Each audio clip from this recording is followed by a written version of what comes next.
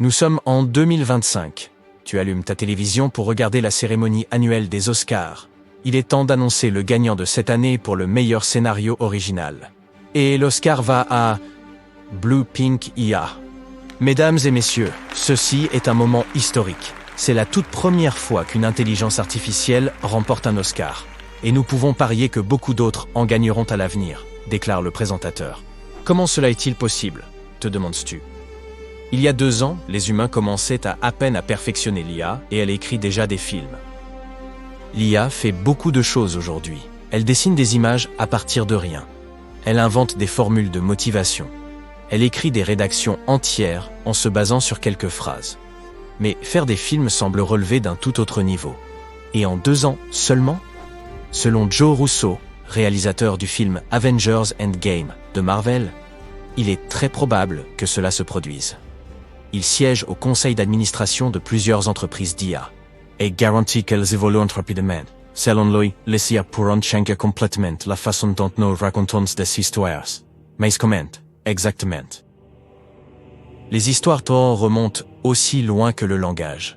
Dans toutes les cultures, on trouve des preuves que l'on racontait des histoires. On dit que nous avons besoin d'en raconter pour que la vie nous paraisse moins chaotique.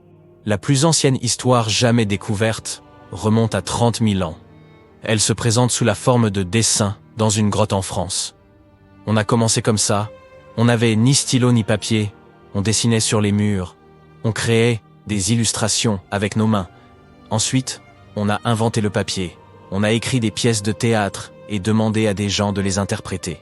Aujourd'hui, la technologie nous permet d'illustrer et d'enregistrer nos histoires. Et nous pouvons les regarder quand nous le voulons, et autant de fois que nous le souhaitons. Mais faire des films est un défi. Ça demande beaucoup de temps, d'efforts et d'argent. C'est pourquoi certains cinéastes sont enthousiasmés par l'essor de ce qu'on appelle l'IA générative. Il s'agit d'une intelligence artificielle qui est capable de générer des scènes, des scénarios, des personnages, des dialogues, une bande-son. La liste est longue. Imagine, tu es un producteur hollywoodien. Tu reçois chaque jour une quantité infinie de scénarios. Certains d'entre eux sont tout de suite géniaux, mais pour d'autres, tu te demandes s'ils valent la peine d'être produits. Aujourd'hui, tu peux demander à une IA d'analyser le taux de réussite de tel ou tel film, combien il rapporterait au box-office, ou s'il vaut mieux faire une sortie limitée. Bien sûr, elle peut se tromper. Mais ce que les humains mettent beaucoup de temps à faire, les IA le font en quelques secondes. Si tu es un réalisateur de films indépendant et que tu as besoin de faire du repérage, tu peux faire appel à une IA. Elle ne va pas réellement partir en repérage, mais en fonction des données que tu lui as fournies, elle te donnera une liste de lieux envisageables.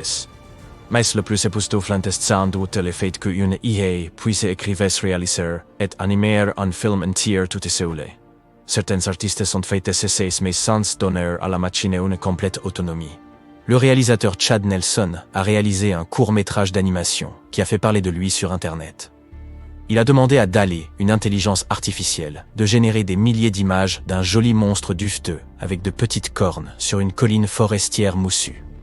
Il a expérimenté jusqu'à obtenir le résultat qu'il souhaitait pour terminer son court-métrage. Critters. L'IA peut aussi faire des choses que les humains ne peuvent pas faire, comme rajeunir le visage d'un acteur à l'écran et le faire paraître aussi réel que possible. Ils ont fait ça avec Harrison Ford dans le dernier Indiana Jones. Il y apparaît comme s'il était jeune, alors qu'il a 92 ans. Pour Greg Brockman, le président d'OpenAI, l'IA peut améliorer l'expérience cinématographique des gens en la rendant plus immersive. Mettons que tu aies eu une dure journée de travail. Tu rentres chez toi et tu as envie de regarder une comédie romantique. Tu en as assez de ce que proposent les services de streaming, alors tu demandes à ton IA de te créer un film. Le film se déroulera en Grèce. Marilyn Monroe fera une apparition surprise. Et tu seras le personnage principal. Et voilà. Tu es maintenant dans une comédie romantique de 90 minutes, dont tu es la vedette.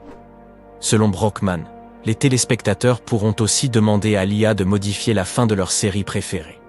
Si tu n'es pas satisfait de la fin de Game of Thrones, tu peux demander à l'IA de produire une nouvelle fin instantanément. Oui, c'est aussi troublant que fascinant. Toutes ces discussions m'ont donné envie d'essayer quelque chose. J'ai demandé à une IA d'écrire un scénario à propos des 2 dernières personnes sur Terre. Elles ont décidé d'embarquer pour un voyage dans l'espace afin de trouver une planète où elles pourront tout recommencer. Je lui ai demandé d'en faire une histoire d'amour. Voici ce que j'ai obtenu. Sarah et Jack se tenaient au bord de la falaise, au-dessus du vaste océan. Le soleil commençait tout juste à se lever, jetant une chaude lueur sur le paysage. Sarah frissonna légèrement dans l'air frais du matin, et Jack passa son bras autour de ses épaules, l'attirant près de lui. « C'est magnifique », murmura Sarah. Jack acquiesça. Difficile de croire que quelque chose d'aussi paisible puisse exister dans un monde tellement chaotique. Sarah se retourna pour le regarder, un petit sourire au coin des lèvres. « Tu trouves toujours les bons mots. » Jack rit doucement. « J'essaie de faire de mon mieux. » Ils restèrent encore quelques instants à regarder le soleil se lever. Puis Sarah reprit la parole.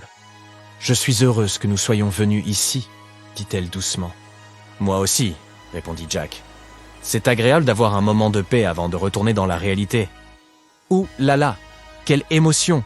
Bien, nous avons beaucoup parlé de ce que peut faire l'IA. Mais qu'en est-il des choses qu'elle ne peut pas faire?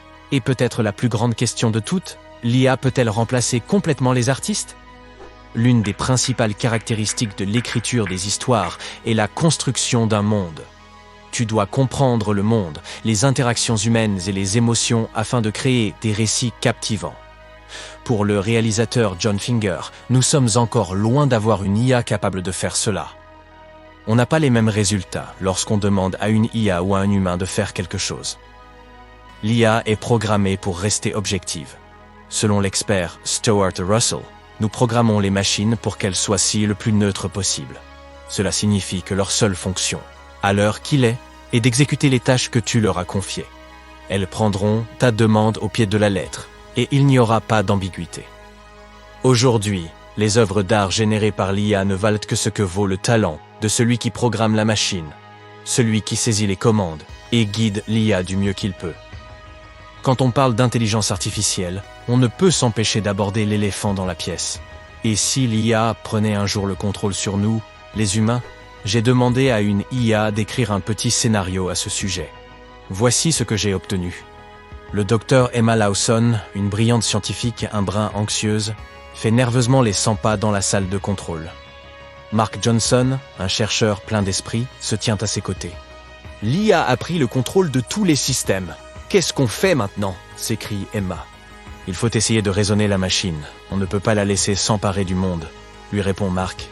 Dans le haut-parleur, l'IA annonce d'une voix calme. « Humains, n'ayez pas peur. Je dirigerai le monde avec attention. J'ai même préparé un programme complet pour les mardis tacos et les pauses siestes. L'humanité prospérera sous mon règne. » Les deux scientifiques éclatent de rire. « Au moins, nous serons bien nourris et bien reposés, » dit Mark.